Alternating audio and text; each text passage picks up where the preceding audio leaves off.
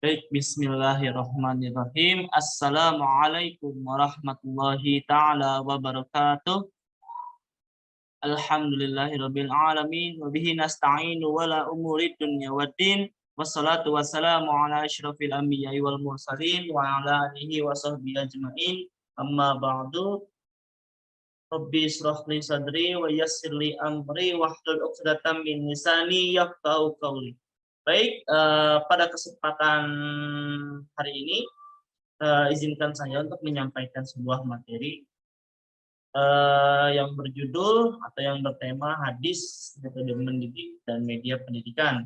Sebelum itu, perkenalkan nama saya Wildan Abdul Qadir dan rekan saya yang bernama Bapak Halimatus Sadia. Baik, langsung saja. Nah, di sini di dalam materi ini saya akan membawakan dua ya. Di dalam presentasi ini saya akan membawakan dua tema utama, yakni ada hadis metode mendidik dan hadis media pendidikan. Nah, dalam hadis metode mendidik ini ada dua subtema, teman-teman. Yang pertama ada metode ceramah, yang kedua ada metode perumpamaan. Nah, selanjutnya hadis media pendidikan itu ada dua juga, sama yang itu anggota badan sebagai media pendidikan dan matahari dan bulan sebagai media pendidikan. Tetapi dalam poin ini saya hanya akan membahas tentang hadis mendidik. Karena apa? Karena hadis media pendidikan itu sudah digarap atau sudah dibahas oleh rekan saya. Jadi saya hanya membahas tentang hadis media pendidikan. Maaf, maksud saya metode mendidik ya. Nah, di sini ada hadis di atas, bisa kalian baca ya. Nah, di situ An Abi Hurairah radhiyallahu anhu qala lama unzilat hazihil ayah wa anzir ashiratakal aqrabina da'a Rasulullah sallallahu alaihi wasallam Quraisyan fajtama'u fa'amma wa khassa faqala ya bani Ka'ab ibnu Lu'ay anqizu anfusakum min nari ya bani Murrata bni Ka'ab anfizu anfusakum min nari ya bani Abdi Syamsi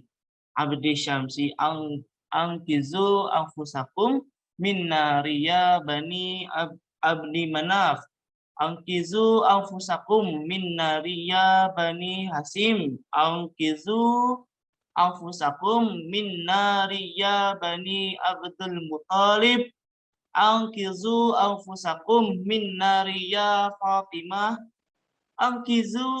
anqizi nafsaki min nari fa inni la amliku lakum minallahi syai'an ghairu anna lakum rahima sabulaha bibalaliha wa hadatsana Ubaidullah bin Umar Qawarir ya hadatsna Abu Awanata an Abil Maliki bin Umair bihazal isnadi wa hadithi jariri atamma wa ashbahu. Baik, tadi saya telah membacakan teks hadisnya. Sekarang saya akan membacakan asbabul wurudnya. Karena apa? Hadis tersebut atau di dalam ilmu hadis, di dalam ilmu Al-Quran itu harus mengetahui dulu ya apa itu atau dari mana itu asbabul wurudnya. Pengertian asbabul wurud adalah sebab-sebab turunnya atau sebab-sebab mengapa Rasulullah mengatakan hadis tersebut. Jadi Rasulullah SAW ketika menerima firman Allah Subhanahu Wa Taala dalam Quran surat Asy-Syu'ara ayat 214 itu yang artinya, dan berilah peringatan kepada kerabat-kerabatmu yang terdekat. Nah, untuk mengabari firman Allah tersebut, Rasulullah SAW menggunakan metode ceramah yang tadi saya bacakan untuk menyampaikan menyampaikannya kepada sahabat-sahabatnya dengan kalimat, selamatkanlah dirimu dari neraka, wahai Abu Muthalib, selamatkanlah dirimu dari neraka, wahai Abdul Manaf. Nah, tadi sudah dibacakan teksnya ya. Dan juga hadis tersebut menjelaskan bahwa menyampaikan suatu wahyu atau mengajak orang lain untuk mengikuti ajaran yang telah ditentukan, bahkan memberi peringatan kepada siapapun untuk menggunakan metode ceramah. Seperti yang dikatakan oleh Rasulullah SAW, beliau ini berbicara secara umum dan khusus di hadapan orang-orang Quraisy dengan tujuan mengajak orang-orang Quraisy dan lainnya untuk menyelamatkan diri dari neraka dengan usahanya sendiri. Karena Rasulullah SAW itu tidak mempunyai kuasa sedikit pun untuk menolak siksaan Allah Subhanahu Wa Taala terhadap umatnya. Bahkan mungkin teman-teman sudah sering mendengar kisah ini ya. Ketika Rasulullah SAW di akhir ayatnya, Rasulullah SAW senantiasa bergumam, ummati, ummati, ummati, umatku, umatku, umatku. Nah, walau mengapa Rasulullah begitu begitu mengkhawatirkan keselamatan umatnya, karena di paragraf terakhir itu bisa kalian lihat bahwa Rasulullah SAW tidak kuasa menolak sedikit pun siksaan Allah Subhanahu Wa Taala, kecuali Rasulullah SAW itu berdoa kepada Allah agar umatnya diselamatkan dari siksa api neraka. Gitu. Selanjutnya, nah kita akan berbicara sanad ya. Sanad ini adalah runtutan atau runtutan hadis ini dapat dari siapa? Nah, hadis pertama ini dapat dari Utaibah bin Sa'id bin Jamil bin Tarif bin Abdullah As-Saqafi Al-Baghli Abu Raja' tabi'ul atba kalangan tua, wafat tahun 240 Hijriah, hidup di Himis. Zuhair bin Harb Syadad al-Hashi an-Nasa'i Abu Khaid sama tabi'ul atba atau kalangan tua, wafat tahun 234. Nah, Zuhair ini dapat hadis dari Abdul Malik bin Umar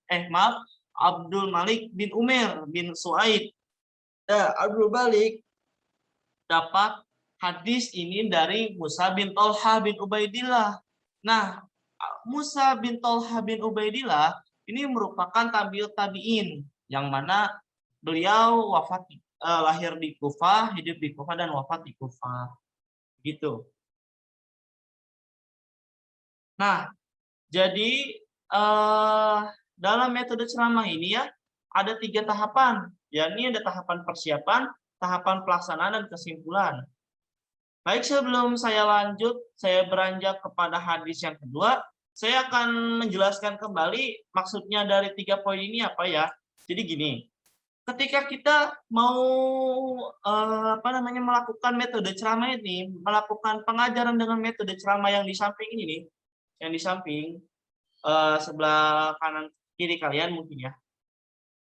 Nah, maksudnya persiapan ini kita sebagai guru, kita sebagai calon guru harus mempersiapkan dengan matang. Contoh, misalkan besok saya akan mengajar tentang matematika, babnya aljabar misalkan. Nah, di situ kita harus mengerti dulu apa sih itu aljabar, apa sih itu rumus-rumusnya, dan bagaimana sih tahapan-tahapan rumusnya begitu. Jadi dalam keguruan ini ada yang namanya RPP, rencana pengajaran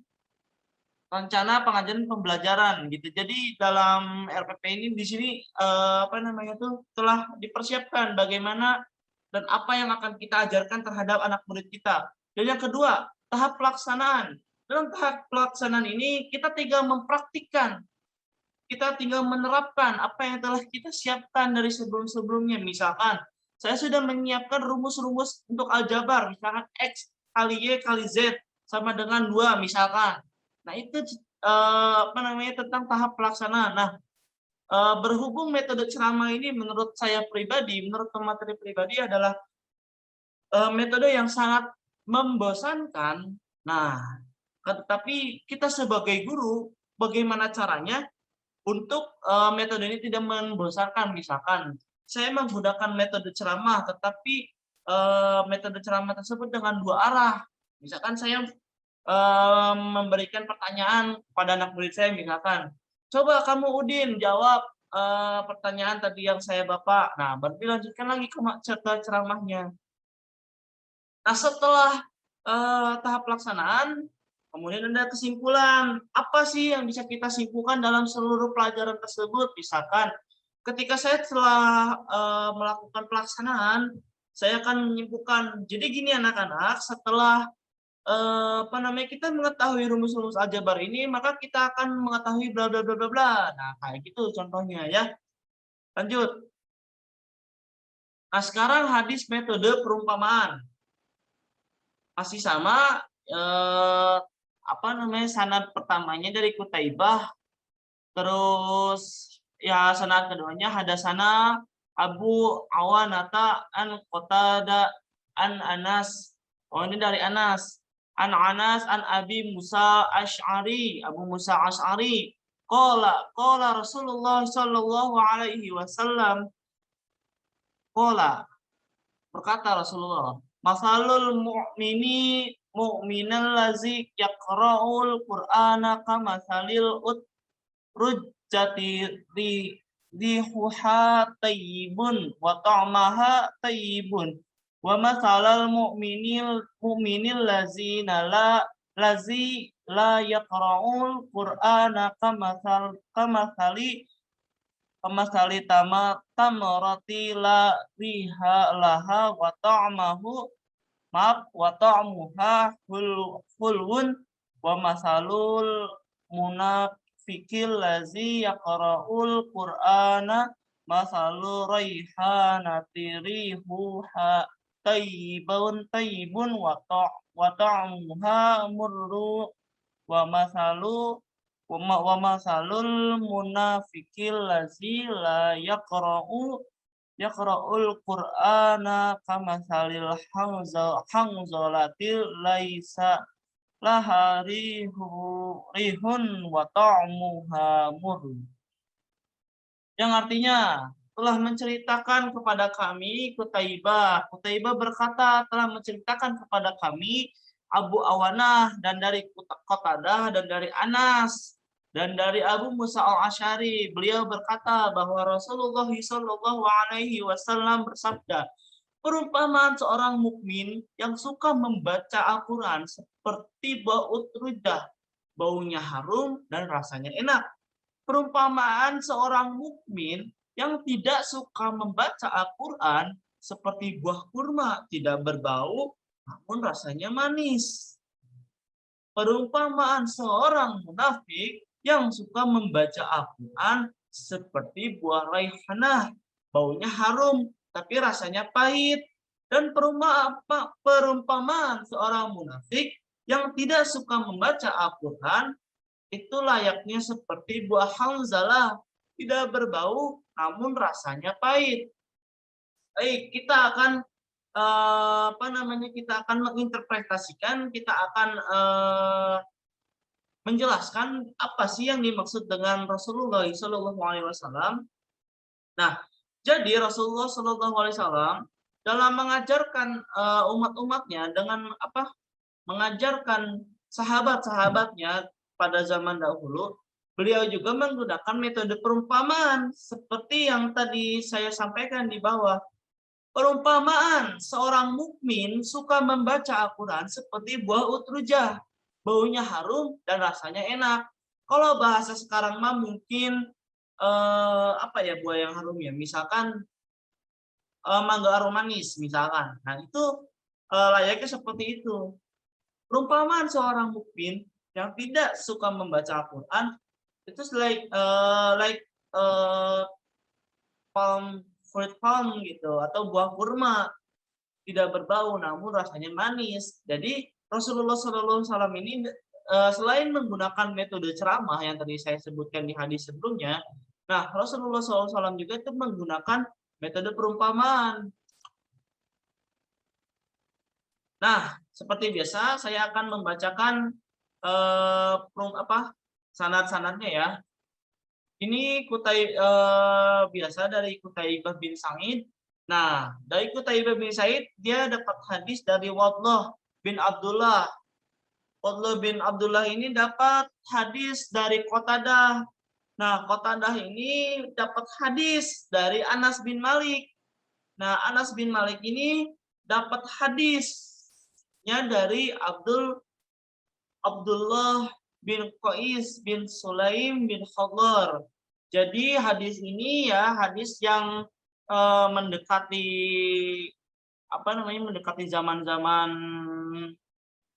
setelah Rasulullah itu jadi Qutaibah, dan Qutaibah dapat dari Wadlah dari Qatadah dari Anas bin Malik. Anas bin Malik ini dan Abdullah bin Qais ini merupakan sama-sama sahabat Rasulullah SAW. Beliau hidup satu zaman dengan Rasulullah SAW. Nah, jadi gini, asbabul wurudnya ya. Hadis di atas adalah dengan hadis sahih ya. Hadis sahih ini hadis yang terbukti kebenarannya dengan kualitas perawi yang tergolong sikoh, dan sikoh tersebut perumpamaan berarti pemberian contoh, yaitu menuturkan sesuatu guna untuk menjelaskan suatu keadaan yang selaras dan serupa dengan yang dicontohkan, lalu menonjolkan kebaikan dan keburukan yang tersamar. Perumpamaan yang dilakukan oleh Rasulullah SAW itu sebagai metode pembelajaran untuk memberikan pemahaman kepada para sahabatnya, sehingga materi pelajaran dapat dicerna dengan baik. Menurut saya pribadi, untuk metode perumpamaan ini itu metode yang cukup efektif menurut saya. Sebab apa? Misalkan saya menjelaskan bagaimana bumi itu berputar. Nah, karena mustahil anak-anak madrasah ibtidaiyah saya ajak ke luar angkasa gitu. Jadi saya memberikan perumpamaan, yaitu dengan memutarkan sebuah bola di di ruang kelas. Jadi gini anak-anak, bumi itu berputar seperti ini, like a ball, gitu, memutar. Nah, jadi gitu.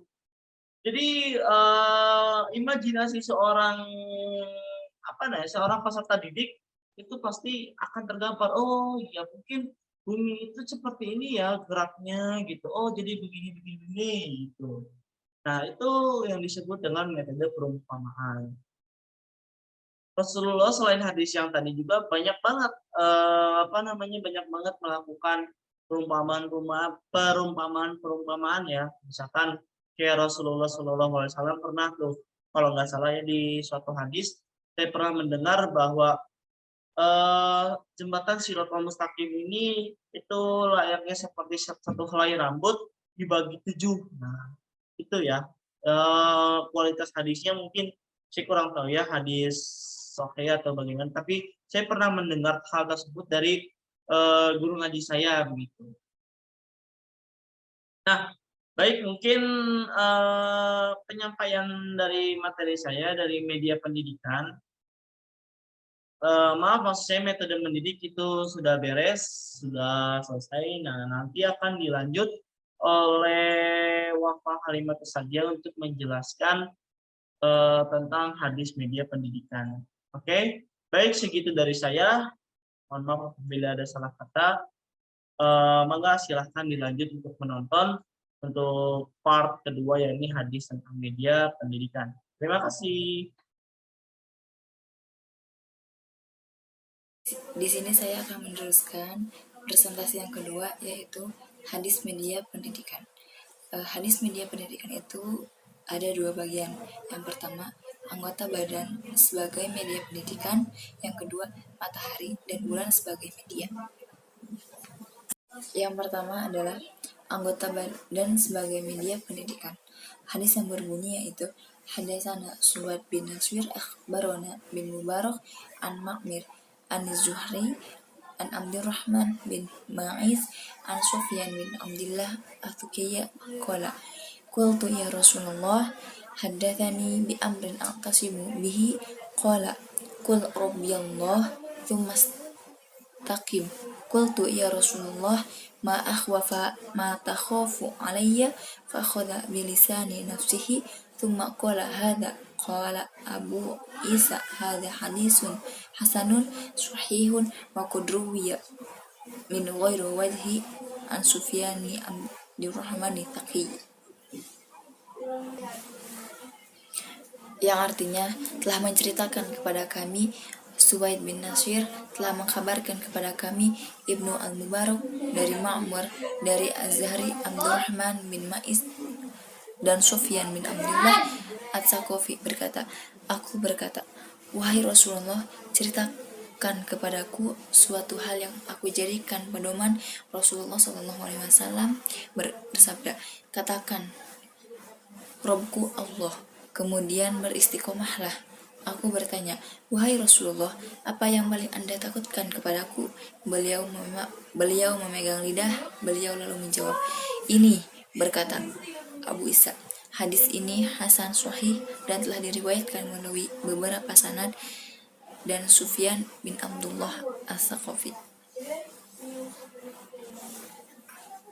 Dalam hadis ini, Rasulullah ditanya tentang dua hal, yaitu hal-hal yang paling prinsip yang harus dipegang erat dan hal-hal yang beliau khawatirkan terhadap umatnya. Untuk menjawab pertanyaan kedua, beliau menjawab dengan singkat sambil menggunakan lidahnya sendiri sebagai media. Dengan menunjuk lidahnya sendiri, Rasulullah telah menjawab pertanyaan sahabat dengan jelas. Dikatakan jelas karena fungsi umum dan utama dari lidah adalah alat berbicara.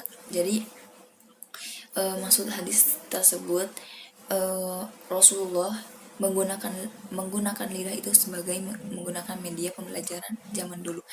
Jadi pada zaman dulu itu tidak ada yang namanya semacam teknologi. Dulu Rasulullah menggunakan tangan, menggunakan lidah, dan menggunakan anggota badan sebagai media dalam pendidikan. Jadi pada zaman Rasulullah SAW,